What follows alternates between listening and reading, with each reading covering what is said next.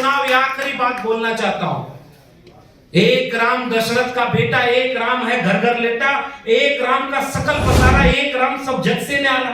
हम तो कबीर के राम को मानते हैं।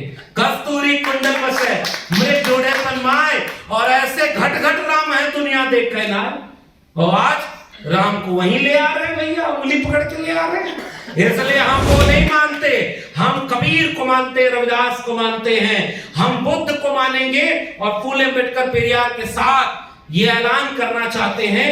पूरे बहुजन आंदोलन की हैं माता सावित्रीबाई फूले, फातिमा शेख और अवंतीबाई लोधी, उन्हें याद कर रहे हैं उस वक्त जिस वक्त इस देश में हम शंभू को मानने वाले लोग एक सवाल करते हैं कि राम राज नहीं, आप राम को अपने पास रख लो, राज हमारे पास दे दो, हम संविधान का राज बनाएंगे। क्योंकि हम न्याय के पक्ष में हैं। कोटा विदिन कोटा के साथ महिला आरक्षण आज ही लागू हो, इसकी लड़ाई लड़नी चाहिए। झिल्लेलाई ने जो घोषणा की है वो 2029 में नहीं, 34 के बाद भी लागू नहीं हो पाएगा ऐसा महिला कोटा विदिन। लेकिन गांव के लोग तो समझेंगे नहीं। जैसे गांव के लोग ये नहीं समझते कि मंदिर किसी सुप्रीम कोर्ट के ऑर्डर से बन रहा है, वो समझते हैं कि झिल्लेलाई बनवा रहे हैं, अपनी जेब के पैसे से बनवा रहे हैं। और इस पर भावना नहीं आ होती कि जो राम को लाए हम उनको लाएंगे। राम किसको लाए थे और कौन राम को ला रहा है? धर्म कहां खड़ा है? झिल्लेलाई की 1000 फोटो लगी है और राम की 1 फोटो लगी हुई है। देखा आपने वो तस्वीर?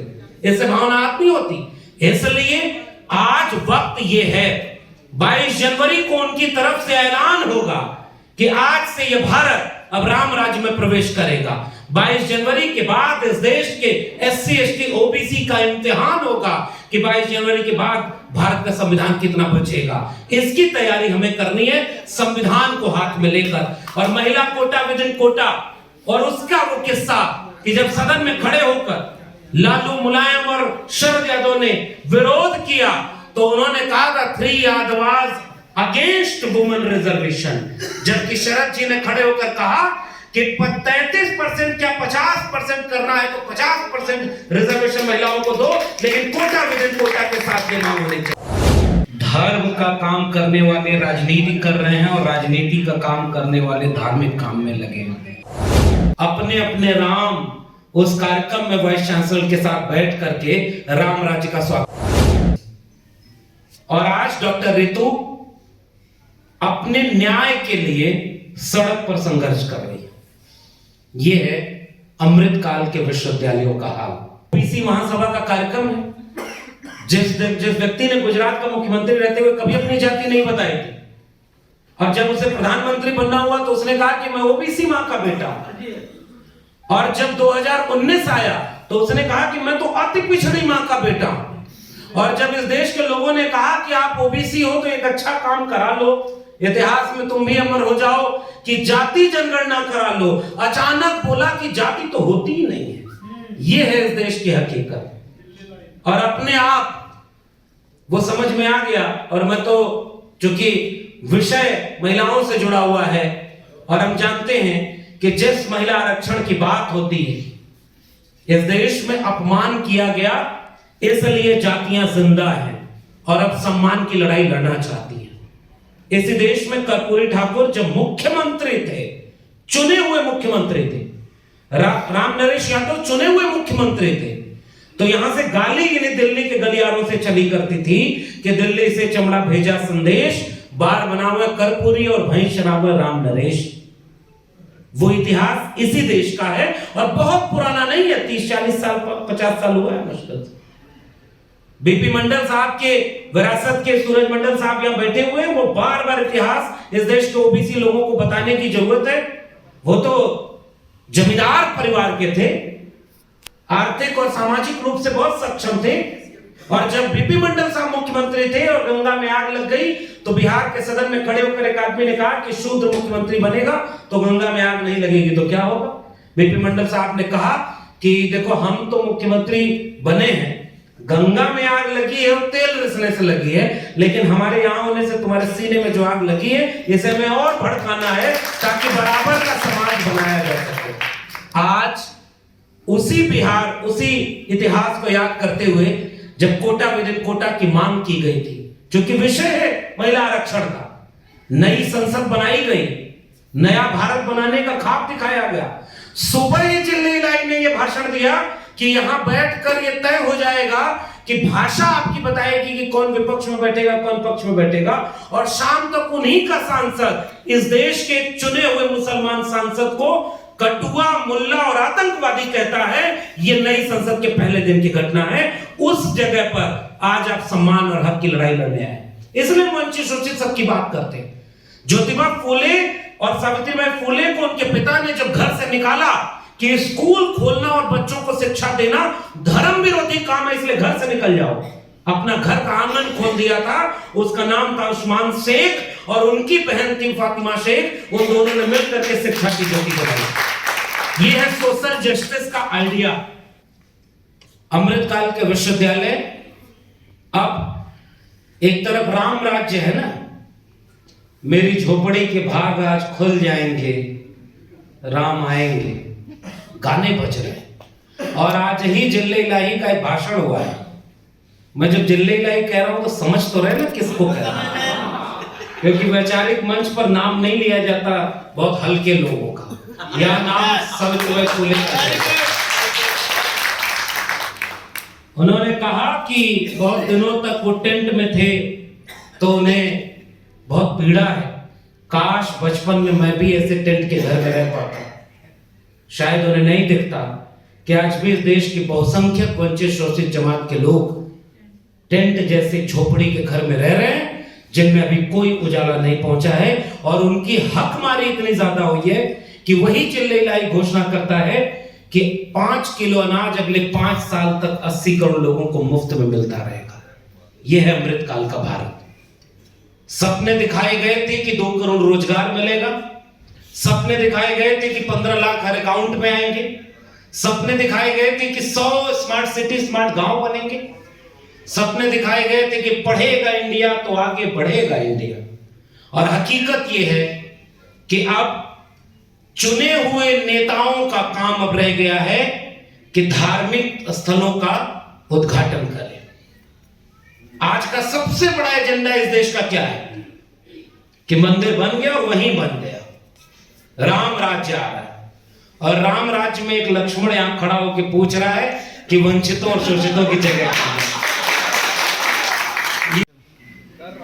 आज ऐसे वक्त में हम यहां इकट्ठे होकर हक अधिकार की बात कर रहे हैं, जिस वक्त देश में,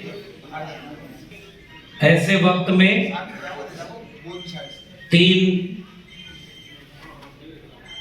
आइकॉन जो मणिपुर में महिलाओं को निवस्त करके घुमाया जा रहा हो और जिल्ले इलाही खामोश हो, बिल्किस बानो के बलात्कारियों को रिहा कर दिया जा रहा हो, उन्हें फूल माला से स्वागत किया जा रहा हो, और जब सुप्रीम कोर्ट इस पर लताड़ लगाए तो कहा जा रहा हो कि वो फरार है, ऐसे वक्त में हम उन आइकॉन को याद कर रहे हैं जिन्होंने आइडिया ऑफ इंडिया के जरिए ऐसा भारत बनाया जिसमें कम से कम ऐसे दृश्य नहीं होने चाहिए थे।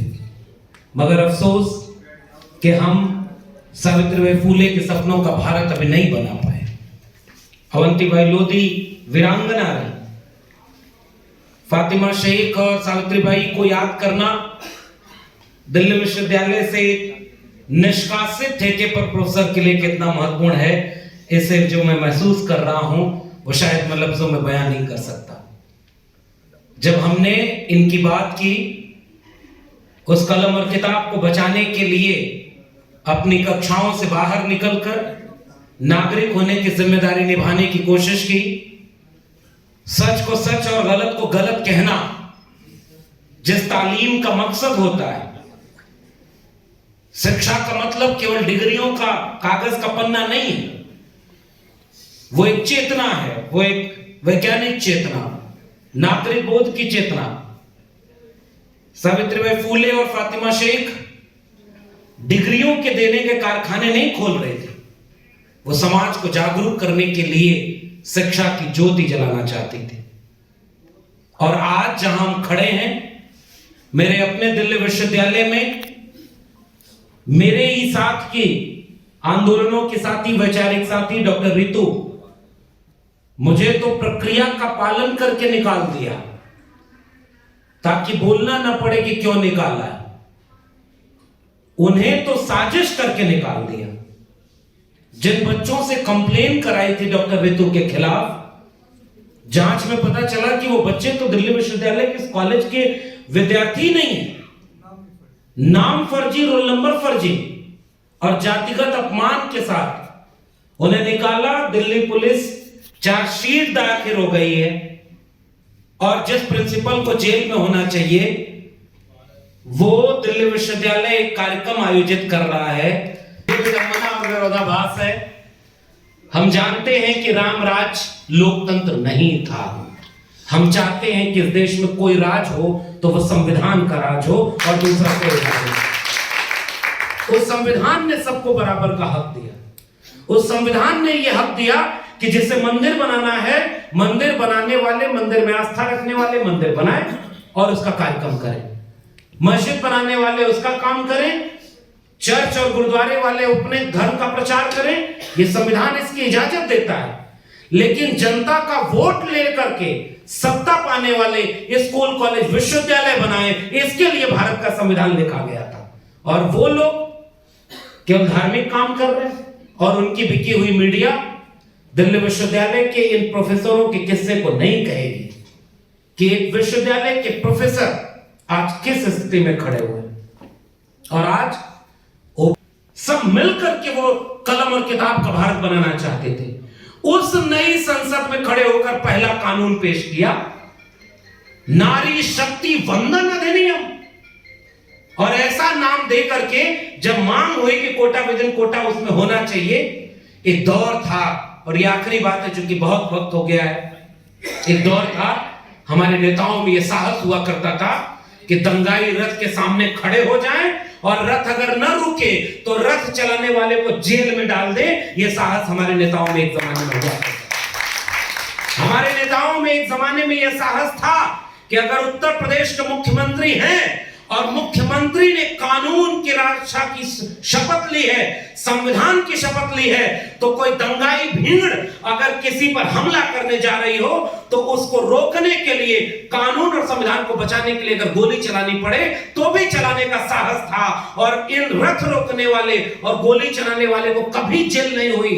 और जो दूसरे मुख्यमंत्री बने वो ओबीसी समाज के थे और उन्होंने शपथ पत्र दिया था संसद में, सुप्रीम कोर्ट में, कि हम विवादित ढांचे पर कोई भी कुछ भी होने नहीं देंगे। और उनके रहते वो हुआ, उन्हें एक दिन की जेल भी होनी पड़ी थी। कानून का राज कहां था और कानून के खिलाफ कौन था। आज चूंकि वक्त ऐसा है कि ये सारी बातें बोल दीजिए तो लोग उनकी भाव, लेकिन अखबार में कौन, टेलीविजन में कौन, और महिला विरोधी घोषित कर दिया। आज हम शुक्रिया अदा करते हैं उन पार्टियों का भी जो 2010 में जाति जनगणना के समय थोड़ी चाल चल दी है, इसलिए जाति जनगणना एक्ट के तहत नहीं हो पाई, लेकिन आज वो भी जाति जनगणना की बात करते हैं, न्याय यात्रा निकाल रहे हैं और वो कहते हैं कि सामाजिक न्याय होना चाहिए। तो हम विचारधारा के साथ उन सारे लोगों के साथ खड़ा होना चाहेंगे जो वैचारिक रूप से हमारे साथ खड़े। और उन्होंने ये कबूल किया कि हमसे अतीत में गलती हुई कि हम कोटा विद इन कोटा की मांग नहीं मान पाए थे। तो हम तो जानते हैं दिल बड़ा करने का वक्त है। आज अभी हमारे लोग कह रहे थे कि शिकारी आएगा, जाल फैलाएगा, दाना डालेगा, फंसना मत। ये बात तो हम लोग देश में घूम घूम के कह रहे हैं। ओबीसी महासभा के कार्यक्रम में इतने वक्त तक क्यों रखे गए? क्योंकि अगर कोई नहीं बोल पाएगा तो कल नाराज हो जाएगा, शाम को ट्वीट करेगा कि अब तो लगता है ओबीसी महासभा टूट जाएगी।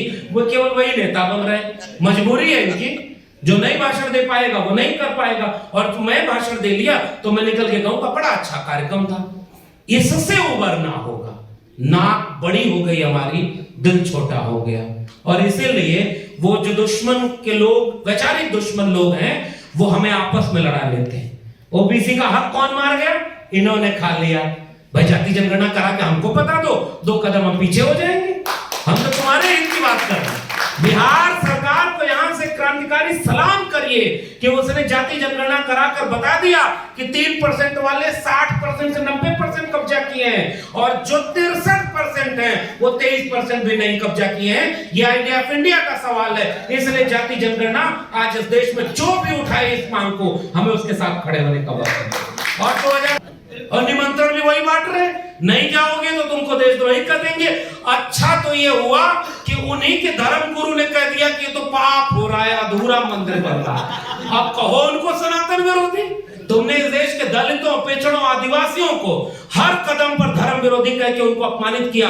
देखिए, धर्म का काम करने वाले जोर से बोलते हैं, उनके सामने कैमरा माइक लाइव चल रहा है। अयोध्या में सब टेलीविजन चैनल का वहां पर सेंटर खुल गया है, रोज दिन रात अयोध्या दिखाई जा रही है। लेकिन इस देश में शिक्षा की मांग करने वाले लोगों की लड़ाई को कोई लड़ना नहीं चाहता। इसलिए कई बार हमारे लोगों को भी लगता है कि अब तो एक ही तरह का नैरेटिव है, लेकिन हम लोग इस मंच से कहते रहेंगे, शिकारी आएगा, जाल फैलाएगा, दाना डालेगा, लेकिन चिड़ियों फंसना मत। मगर एक बात और याद रखिएगा, जाल में कबूतर ही फंसाए जाते हैं, बाज नहीं फंसते। इसलिए अगर ताकत का एहसास हो कि आपको अगर आबादी ज्यादा है तो जिम्मेदारी भी ज्यादा है। और मैं ओबीसी लोगों से एक ही गुजारिश करता हूं, प्रोफेसर रतन लाल ने जो बात कही उसको इंडोर्स करते हुए कहता हूं, डॉक्टर रितु अगर कोई लड़ाई लड़े और उसके साथ अगर ओबीसी के लोग नहीं खड़े हैं तो माफ करिए 85% की बात करना बेमानी। अगर डॉक्टर लक्ष्मण यादव के साथ अन्याय हुआ और उसके साथ पूरा दलित समाज खड़ा हुआ तो ये बताने की जरूरत नहीं है कि 85 और 90% लोग एक हैं, क्योंकि वो रिश्ता सामने दिख जाता है जरूरत पड़ने पर कौन किसके साथ खड़ा। आखिरी वाक्य, दिल बड़ा करें और नाक छोटी कर ले। आइए मिलकर के, बहुत बुरा वक्त आने वाला है और इसकी घोषणा नहीं होगी, ये चुपचाप आएगा। रामराज आएगा तो शंभुक वध होगा। इसलिए